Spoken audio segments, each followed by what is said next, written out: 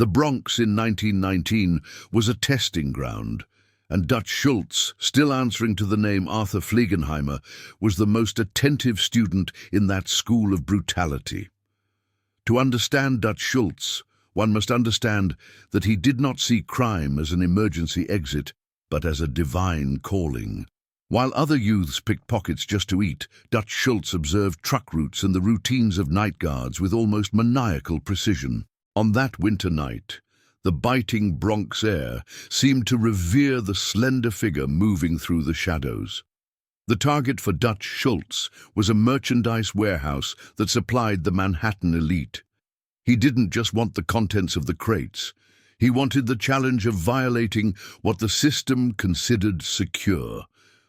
As he pressed the crowbar against the window, Dutch Schultz felt a rush of adrenaline that no other human pleasure could provide. The sound of cracking wood was the first baptism of Dutch Schultz. He entered the premises with the weightlessness of a spectre. Inside, the silence was absolute, broken only by the rhythmic breathing of a man who knew he was about to change the history of the New York underworld. As he filled bags with silks and furs, Dutch Schultz was already displaying the trait that would make him legendary: violent impatience. He wasn't satisfied with just taking what he could carry. He wanted total control. In that dark warehouse, surrounded by riches he never legally owned, Dutch Schultz had his first epiphany about power. He realized that the law was merely a suggestion for the weak. However, fate played a trick on the young gangster. The sound of heavy boots against the pavement outside announced that the first crime of Dutch Schultz would not end in a clean escape, but in a confrontation that would forge his soul of steel.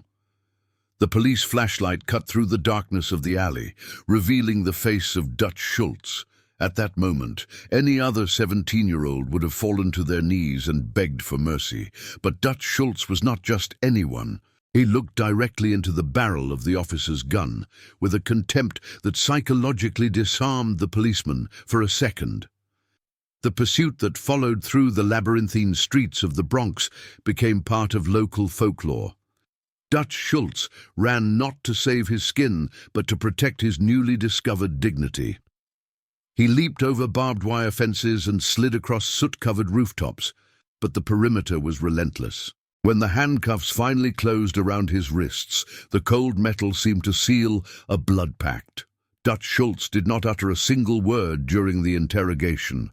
In the precinct, under the harsh yellow light and cigarette smoke, detectives tried to break the iron will of Dutch Schultz. They called him a kid, an amateur Bronx trash. Every insult was etched into the mind of Dutch Schultz, like a debt that would be paid with lethal interest in the future. The sentence came quickly, breaking and entering, a conviction for burglary. The judge looked at Dutch Schultz and saw only another juvenile delinquent destined for oblivion. What a fatal mistake. As he was taken to Blackwell's Island prison, Dutch Schultz left the name Arthur Fliegenheimer behind. On the ferry ride across the East River, watching the distant city lights, he swore that New York would kneel before him. Prison would not be his end, it would be his headquarters. The world was about to meet the fury and limitless ambition of Dutch Schultz. Blackwell's Island was a place where hope died. But for Dutch Schultz, it was where his legend gained muscle. It was in those damp cells and violent courtyards that the nickname Dutch was cemented. Other prisoners felt the danger emanating from Dutch Schultz. He didn't need to scream to be heard. His presence was like a dark center of gravity. It was there that Dutch Schultz learned the politics of fear. He observed how guards could be bought and how the strongest inmates exerted their will over the weak. One particular episode defined the stay of Dutch Schultz.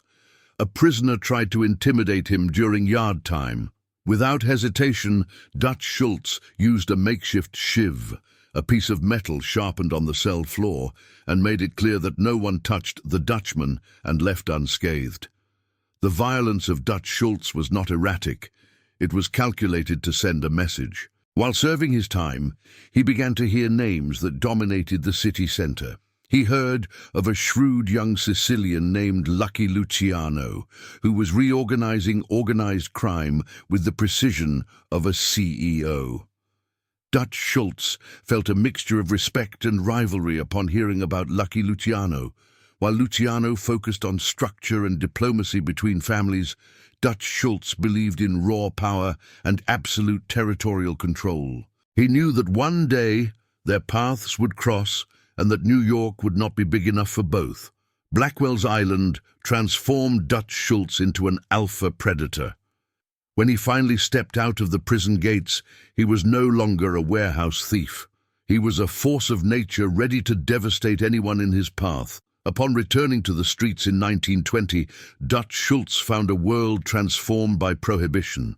Alcohol was now worth more than gold, and Dutch Schultz was ready to mine that fortune. He quickly seized control of the beer supply in the Bronx, using extortion tactics that made his rivals tremble.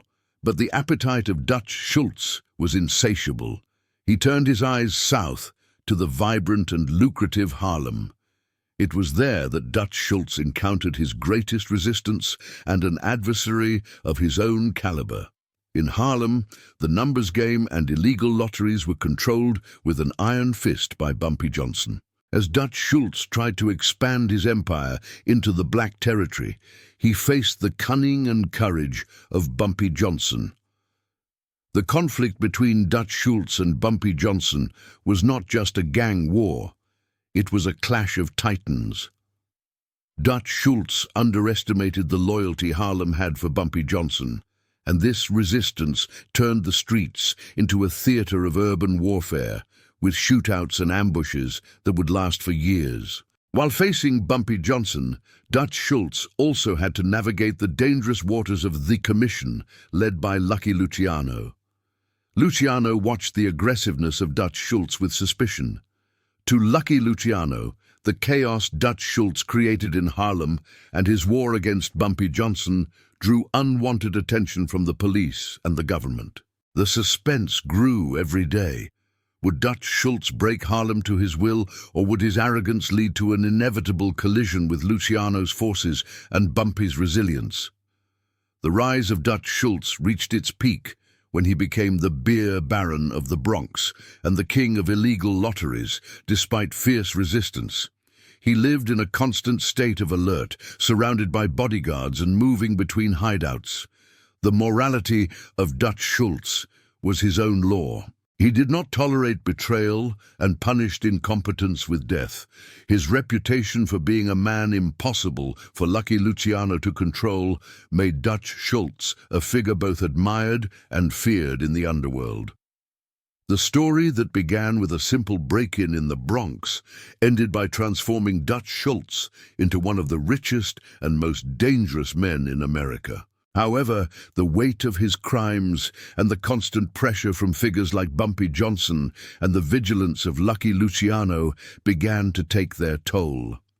The suspense surrounding Dutch Schultz shifted from "what will he conquer" to "how long will he last?" His refusal to follow the orders of Luciano's commission would seal his final fate in a tragic and violent manner. In the end, the saga of Dutch Schultz is a grim reminder that absolute power in the underworld is always temporary. But the mark Dutch Schultz left on criminal history is indelible. He was the man who challenged the system, who faced down legends, and who never allowed the bars of a prison to define him. From warehouse thief to criminal emperor, Dutch Schultz lived every second on his own terms, leaving behind a trail of gunpowder, money, and the eternal question: what would have happened if he had listened to Luciano's counsel or respected Bumpy's territory? The answer died with him at the Palace Chop House, but his name, Dutch Schultz, will echo forever in the dark corners of New York. The atmosphere in Suite 35A of the Waldorf Astoria was so charged that the air felt electrified. On one side of the oak table, Lucky Luciano poured a cognac with slow, almost ritualistic movements. On the other, Dutch Schultz drummed his fingers on the table, a frantic rhythm that betrayed the caged beast within his tailored suit. Lucky Luciano spoke in a calm voice, almost a whisper. "Arthur, you are attracting too much light, and light in our business burns the skin. Harlem is in flames. The newspapers talk of nothing but the shootouts of Dutch Schultz. This is not good for commerce." Dutch Schultz exploded, his voice hoarse and aggressive. "Harlem is mine, Charlie. I took that neighborhood cent by cent. Those numbers runners work for me now. And if that damn Bumpy Johnson thinks he can challenge me with poetry and guerrilla tactics, he's going to find out that my dialect is gunpowder." Lucky Luciano placed his glass on the table with a sharp snap. "Bumpy Johnson is no common thief, Dutch. He knows those streets. He has the people with him. While you send men to die in dark corners, he's playing chess. The commission has decided we want peace in Harlem. Divide the territory, give him a peace, and the sirens will stop ringing." Dutch Schultz stood up, leaning over the table with bloodshot eyes. "Divide? Dutch Schultz does not divide what he won with blood.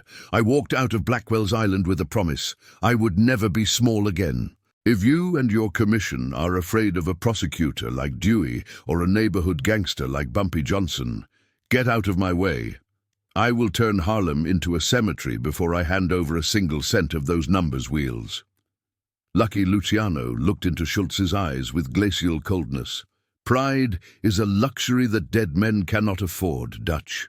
If you continue this war against Bumpy Johnson, you will become a problem. And you know how I solve problems."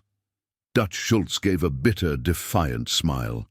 "You threaten the man who built the Bronx. I am Dutch Schultz. I survived the streets, I survived prison, and I will survive any Sicilian who thinks he owns the world. Tell your friend Bumpy to order his coffin. The next truck he intercepts will be his last."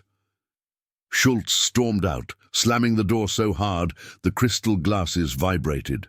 Luciano remained motionless, watching his own reflection in the cognac. He knew Dutch Schultz's time was running out. The war against Bumpy Johnson was just the fuse. Schultz's arrogance was the powder keg that would soon explode in Newark.